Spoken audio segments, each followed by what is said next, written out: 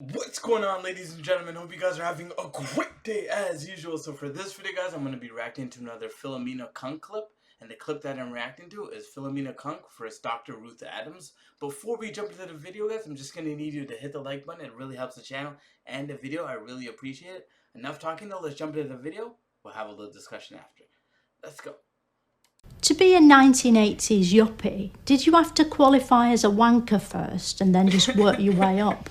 I think some people identified as yuppies, but it was also, I think, used as an insult in the 1980s. I've seen footage of yuppies holding filofaxes and mobile phones.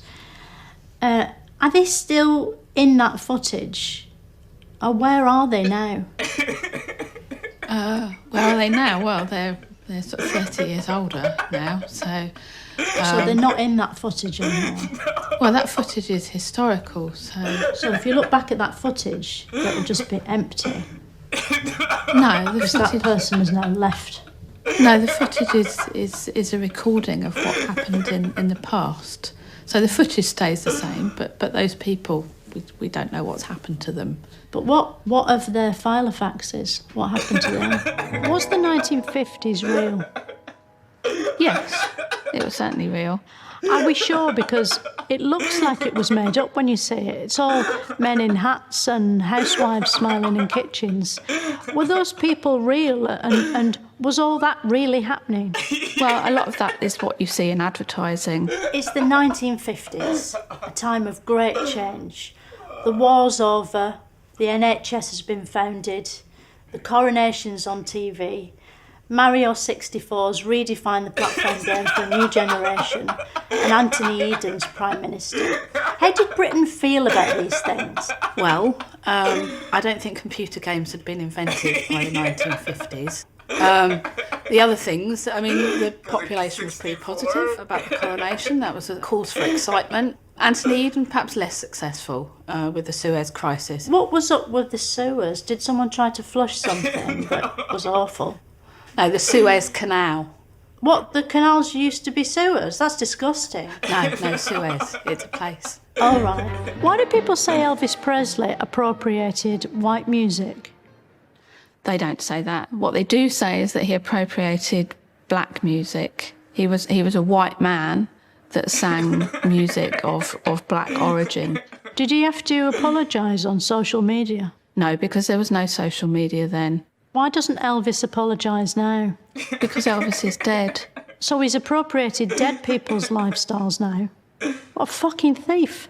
Why do people in old films move so fast? Is it because it was their first time on camera, so they were nervous? Or because it was a silent film, so they couldn't hear the director yelling at them to slow down? It's to do with the frame rate of the cameras was different then to what it is now. So it's our fault. We're playing it back too fast and the actors are having to speed up to make sure they can get all the story in before the end credits. They must be panicking. What happens if they can't keep up? Would the film cut to a room the actors aren't in yet? Just footage of an empty room? The actors are going at a regular speed. It's just the speed of the playback that makes them look like they're moving very quickly. Could we communicate with the actors in the film and tell them that it's all right, that they can calm down? No, they'd all be dead by now. Oh.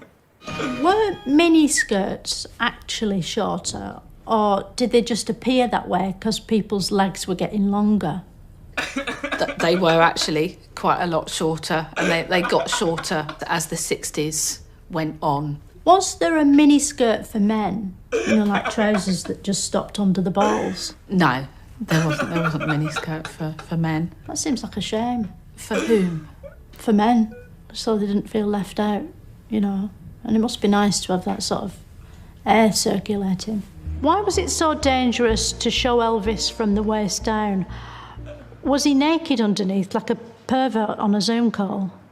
He wasn't naked. He moved his hips around a lot in a very sort of sexual manner, and there was a lot of anxiety that young women might be a little bit too turned on by Elvis. People were prudish back then, weren't they?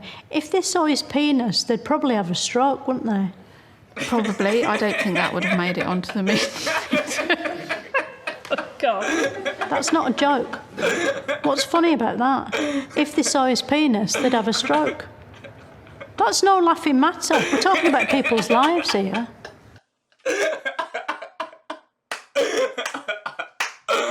Bravo, bravo. Alright guys, great stuff there by Philomena Cunk as usual.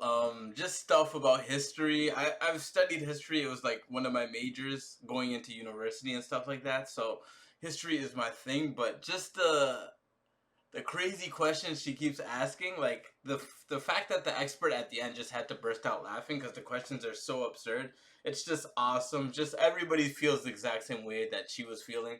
Even though the questions are dumb, she still has to answer them, but they're so outrageous that you gotta just laugh out loud. So let me know what you guys think in the comment section. Hit the like button if you enjoyed the video because it helps the channel and the video grow a lot. But I'm gonna wrap it up, so take care of yourself, stay safe, because it is a crazy world and there are a lot of crazy people. But most importantly, guys, you already know by now. Peace.